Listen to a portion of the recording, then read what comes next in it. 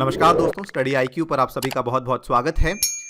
Year 2004 में जिस bridge पे काम शुरू हुआ था वो फाइनली माना जा रहा है कि ऑलमोस्ट अपनी कंप्लीशन की कगार पे है and this is the world's highest rail bridge जो कि जम्मू कश्मीर में बनाया जा रहा है। ये ब्रिज एग्जैक्टली कहाँ बनाया जा रहा है, क्या इसकी स्पेसिफिकेशंस है, क्या इसकी अहमियत है, इन सभी चीज़ों के बारे में इस वीडियो में आपके साथ हम चर्चा करेंगे। चलिए स्टार्ट करते हैं मेरे साथ। मेरा नाम है अनिरुद्ध। इस लेक्चर की पीडीएफ को यदि आप लोग डाउनलोड करना चाहते हैं तो मेरे टेलीग्राम चैनल से कर सकते हैं। इसके अलावा सोशल मीडिया पे भी आप मेरे साथ जुड़ सकते हैं। स्टडी आईक्यू की ऐप को डाउनलोड कर सकते हैं from the Google play store. इस ऐप पे चल रही है द बिग दिवाली सेल, जिसके चलते आपको सभी कोर्सेज के ऊपर 10% का एक्स्ट्रा डिस्काउंट भी अवेल करवाया जा रहा है। यदि आप यूपीएससी की तैयारी कर रहे हैं, do consider to buy the course of past year prelims discussion course, जिसमें हमने पिछले 10 साल के पेपर्स को सब्जेक्ट वाइज कवर किया हुआ है।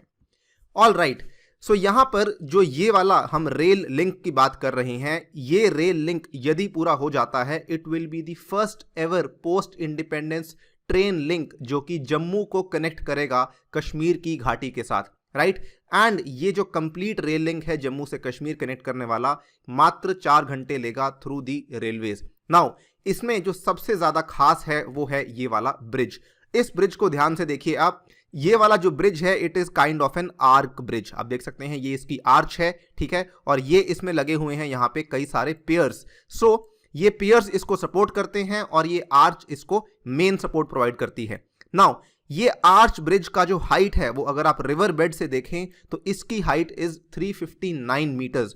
यहाँ पे आईफल टावर की तुलना के साथ भी आप कर सकते हैं इसकी तुलना, जिसकी हाइट 324 मीटर्स है, और तो और कुतुब मीनार के साथ भी इसकी तुलना कर सकते हैं जिसकी हाइट मात्र 72 मीटर्स है। उसके संदर्भ में this is 359 metres alone. This becomes the world's highest railway arch bridge जो कि दुनिया में कहीं पर भी लोकेटेड है। इसके पहले अगर आप जानना चाहते हैं कि दुनिया का सबसे हाईएस्ट आर्च ब्रिज कौन सा है, उसकी हाइट है 275 मीटर्स जो कि चाइना में लोकेटेड है।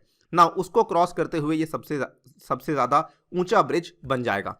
नाउ ये वाला जो ब्रिज है this is being built on the Katra Banihal railway line. Katra जो आपका जम्मू में है, ठीक है, जो वैष्णो देवी का टूरिस्ट स्पॉट है उसके बिल्कुल पास में पड़ता है Katra, and then we have Banihal जो कि एग्जैक्टली पड़ता है कश्मीर में। नाउ यहाँ पे वैसे तो कटरा के पहले भी कुछ रेलवे लाइन है और बनिहाल के बाद में भी कुछ रेलवे लाइन है। बनिहाल के आगे श्रीनगर को कनेक्ट करेगा, श्रीनगर के आगे ये उसके आगे जाके कनेक्ट करेगा बारामूला को भी, लेकिन ये वाला जो ब्रिज है ये कटरा बनिहाल रेलवे लाइन के बीच में पड़ता है।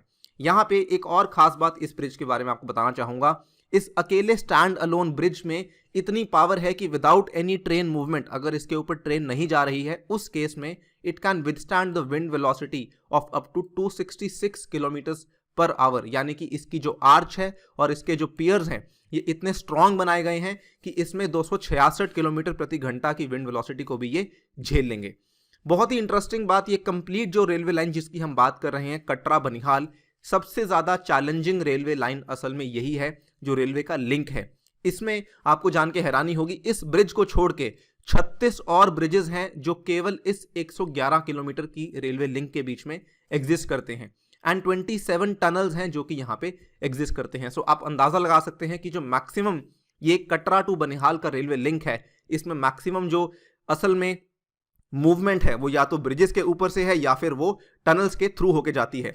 इनफैक्ट एक गवर्नमेंट ऑफिशियल का ये स्टेटमेंट काफी एप्टली इसको डिस्क्राइब करता है कि 87% of this alignment passes through tunnels, 7% journey will be through bridges.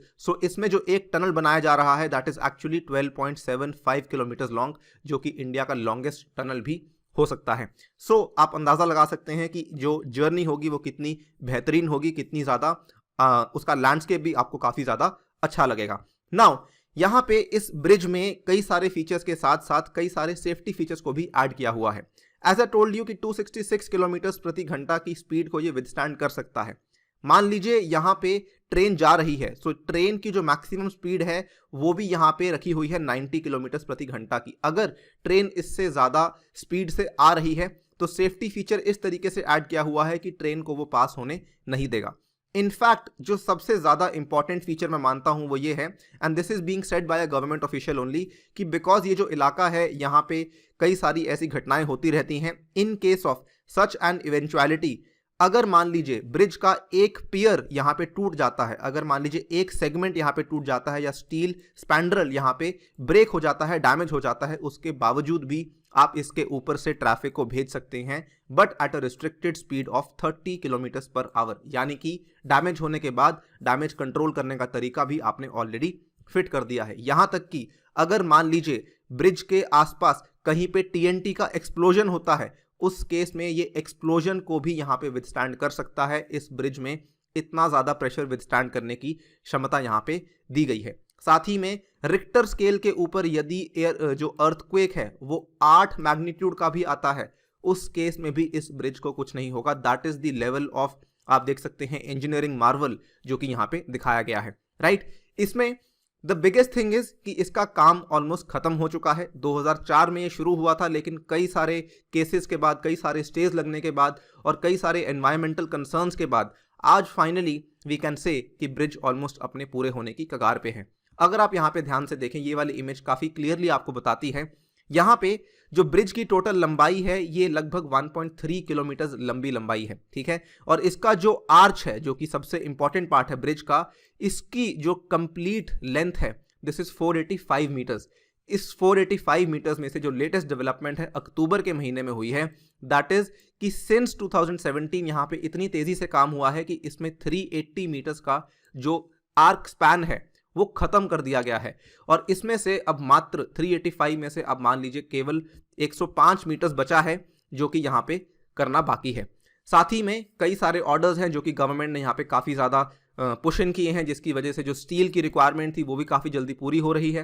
And ये सब इसके साथ में जो टनल्स हैं, जैसा कि मैंने आपको शुरुआत में बताया, 87% of the journey is going to be through tunnels. So इस कंप्लीट रेलवे लाइन में जो 126 किलोमीटर के टनल्स बनने वाले हैं, 174 के बनने वाले हैं, उसमें से 126 किलोमीटर के टनल्स कंप्लीट हो चुके हैं।